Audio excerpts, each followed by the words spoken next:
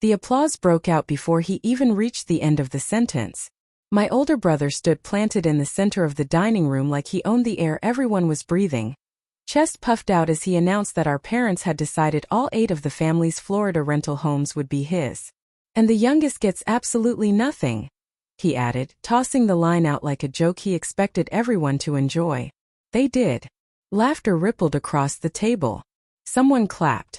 A cousin let out a sharp whistle. My mother dabbed at the corner of her eye, touched by her own pride. My father leaned back in his chair, satisfied, as if the matter was already closed. I didn't move, didn't smile, didn't even blink. I just watched the moment his fork froze halfway to his mouth. When the noise finally thinned, I let a small calm smile curve across my face. Dad, I said, before you all get too comfortable, there's something you should probably know. I grew up in a house where attention didn't simply happen.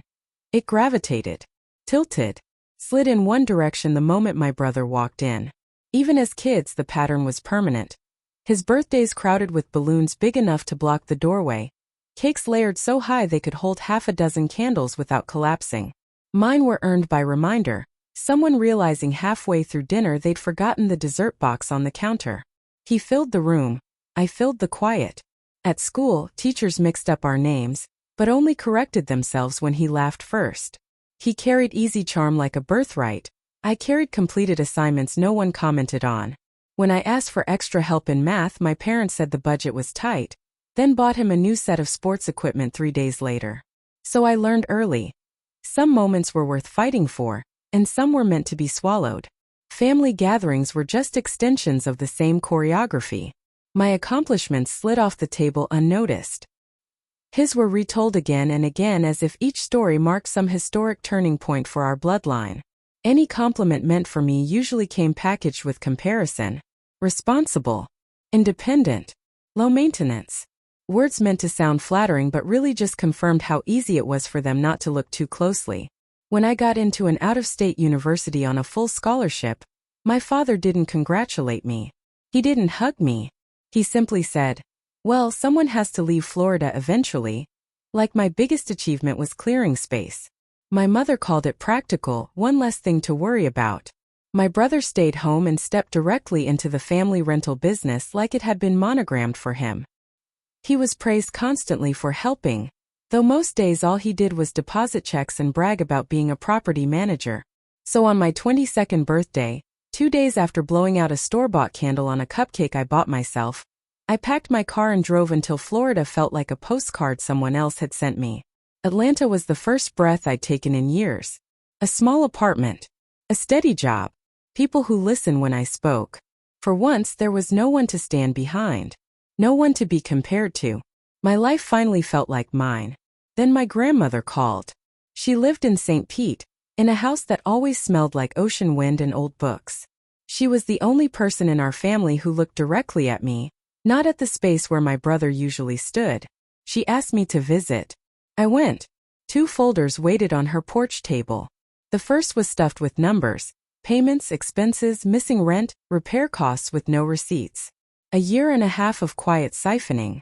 I gave him access because he said he wanted to learn, she said, voice even. Turns out he learned something else. The second folder was thicker.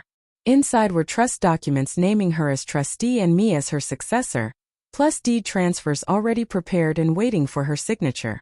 No long speech. No melodrama. Just her steady decision, clean as a knife line.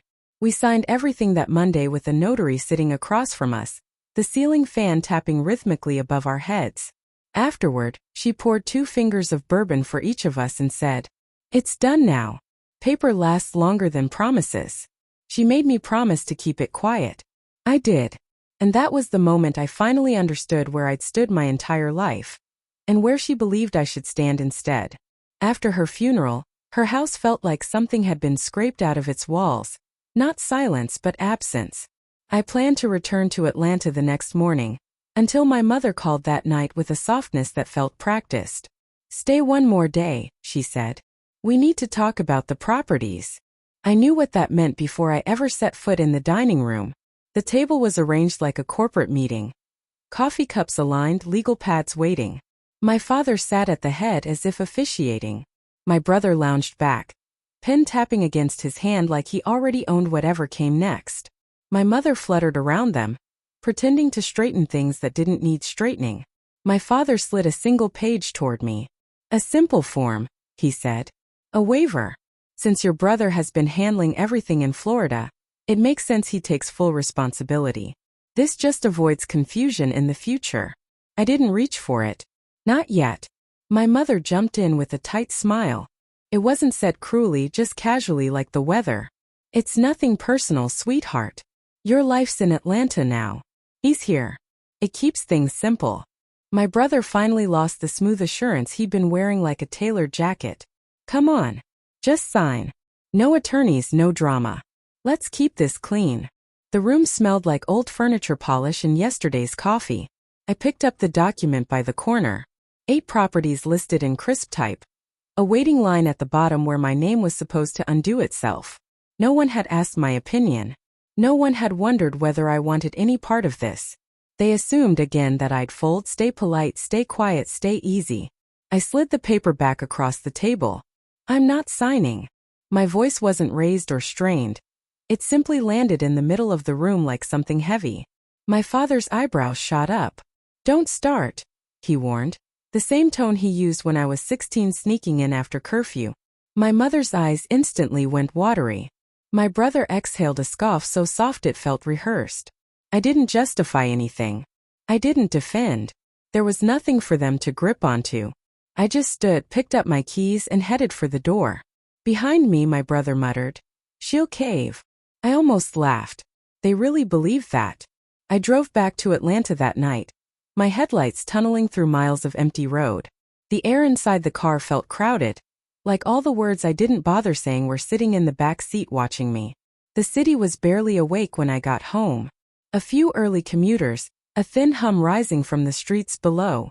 I set my keys down, kicked off my shoes, and went straight to the shelf in my living room. The fireproof folder waited exactly where I had left it. I pulled it down and placed it on the dining table, the same place I reviewed numbers for work. But this time it wasn't business. It was personal in a way that felt steadier than anger. The trust was on top. Then the deeds. 8 complete sets, each embossed with the county seal. I spread them across the table in neat rows, the paper cool beneath my hands, arranged like the truth laid out in plain sight. I opened my laptop and created a spreadsheet, letting my fingers fall into a familiar rhythm. Addresses, dates, record numbers, tenant payments, both the ones that balanced and the ones that didn't. I wasn't preparing for a fight. I wasn't building an argument. I was assembling facts in the only language my family had never bothered to learn. My phone buzzed endlessly. First, my mother, variations of "please don't ruin the peace." Then my father, "stop making this difficult." Then my brother, "grow up." I muted the chat and kept working, printing, filing, labeling, sliding each page into a new sleeve. The world outside brightened. Dogs tugged their owners down the sidewalk. Coffee machines hissed awake. City life stretched into its morning. Meanwhile, my own life was folding neatly into the shape I had been preparing for 2 quiet years. In the afternoon, I stepped onto the balcony. The wind brought up the smell of roasting coffee from downstairs. The skyline shimmered, stacked like orderly folders against the sky. My grandmother's voice rose in memory, steady, never loud.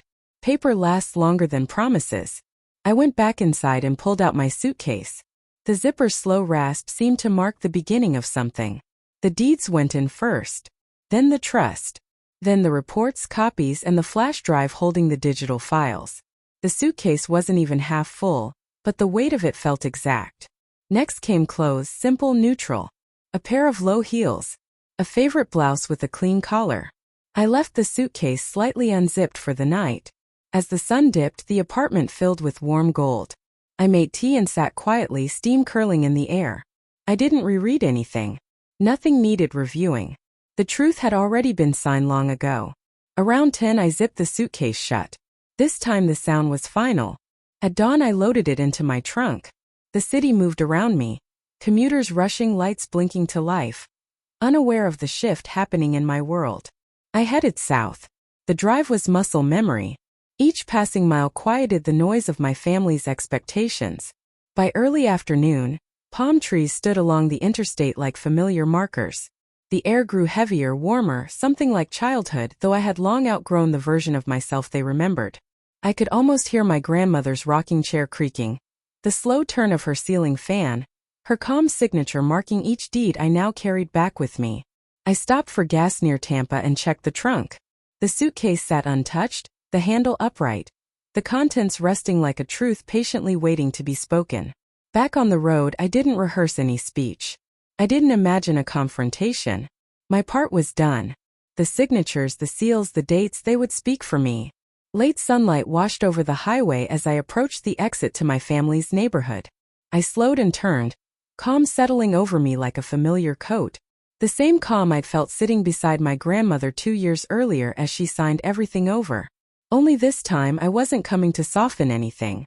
I was coming to finish it. Cars already lined the street when I arrived. Relatives I barely knew dotted the lawn in small clusters, drinks balanced in their hands, speaking as if the future had already been finalized and framed on someone's wall. Through the window, I caught glimpses of the living room. Streamers hung too neatly, flowers arranged like centerpieces for a coronation, brochures fanned across the table as though advertising a brand new dynasty. My older brother stood in the middle of all of it, laughing louder than necessary, retelling for the 5th or 20th time how he had stepped up for the family. My parents hovered close to him, soaking up every compliment as if the praise were meant for them alone. I walked through the door without saying a word. The noise dipped for a moment, then resumed, folding me into the background like a late guest arriving only to applaud. I set my suitcase beside the couch, upright, visible. A few relatives glanced at it, then quickly looked away. My brother tapped his glass again, the same dramatic cue he'd used earlier that week. Conversation softened into a hush. I just want to thank everyone, he began, for supporting this next chapter. Mom and Dad trusted me with all 8 rental properties and I promise I'll. The rest of his speech evaporated under a new sound, the smooth roll of my suitcase across the hardwood. The room hushed, curiosity replacing celebration. I stopped at the center table, released the latches and lifted the lid. Inside, every document was stacked in perfect order.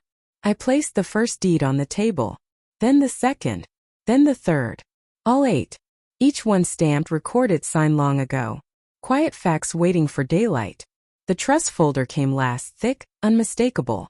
I set it gently atop the stack. My father stepped forward, the color draining from his face. Cheryl, what is this? I didn't answer him. Instead, I shifted just enough for the family attorney, who had arrived expecting a celebration, to see clearly. He moved closer, pushing his glasses up, scanning the signatures, the dates, the seals. These are official, he said, his voice turning crisp. All 8 properties were transferred into a living trust 2 years ago. And she, he indicated me with a nod, is the appointed successor. My brother's voice broke before it rose. What? No, that's not possible. They were supposed to go to me. The attorney didn't waver. They weren't your grandmother's to give anymore. They were placed under her trust and assigned to her chosen successor at the time of notarization. Which is her. My brother snatched one of the deeds and flipped through it frantically, as if sheer desperation could rewrite the ending. This is fake. This has to be fake. It isn't, the attorney replied calmly. I notarized similar documents for her myself. Everything aligns. A chair creaked. Someone sucked in a breath. In the back, a cousin whispered, stunned, "Oh my God." Then another voice, softer, came from the hallway. My younger brother, so quiet most people forgot he existed, stepped forward. I drove her to the notary, he said. Grandma told me not to say anything yet. She said Cheryl would know why. My mother covered her mouth. My father dropped into a chair as if 10 years of denial had finally settled on top of him. My older brother stared at the stack of papers, chest rising and falling too fast, waiting for someone, anyone, to save him. No one moved. The only sound in the room was the steady hum of the air conditioner as the truth descended like a locked gate. I left before sunrise the next morning. The roads were empty, the sky washed in pale, colorless dawn. The kind of quiet that doesn't belong to anyone. My suitcase sat in the back seat, The documents inside no longer heavy, just settled. Final. By the time I reached my apartment in Atlanta, the city was waking, lights blinking on in high-rises, someone walking a dog, a bus rumbling down the street. Life kept moving, unaware that mine had just been pared down into something cleaner. I placed the suitcase in the corner and opened it only to pull out the fireproof folder. I set it on the highest shelf, out of sunlight, out of reach, where no one else's hands would ever wander. The shelf clicked softly as it settled, a tiny period at the end of a long sentence. Later, I stepped onto the balcony with a cup of coffee. Midtown stretched beneath me, traffic humming, a faint breeze brushing the metal railing. For the first time in years, my phone stayed silent. No guilt-laced messages. No crises disguised as checking in. No group chats demanding my return. I didn't feel victorious. I didn't feel vindicated. What I felt was space. Clear, uncluttered, unmistakably my own. I thought of my grandmother. Not her warnings or her frustration. Just the steadiness in her eyes the day we signed everything. She hadn't handed me a burden. She'd given me permission. Behind me, the apartment remained still, morning light stretching across the floorboards.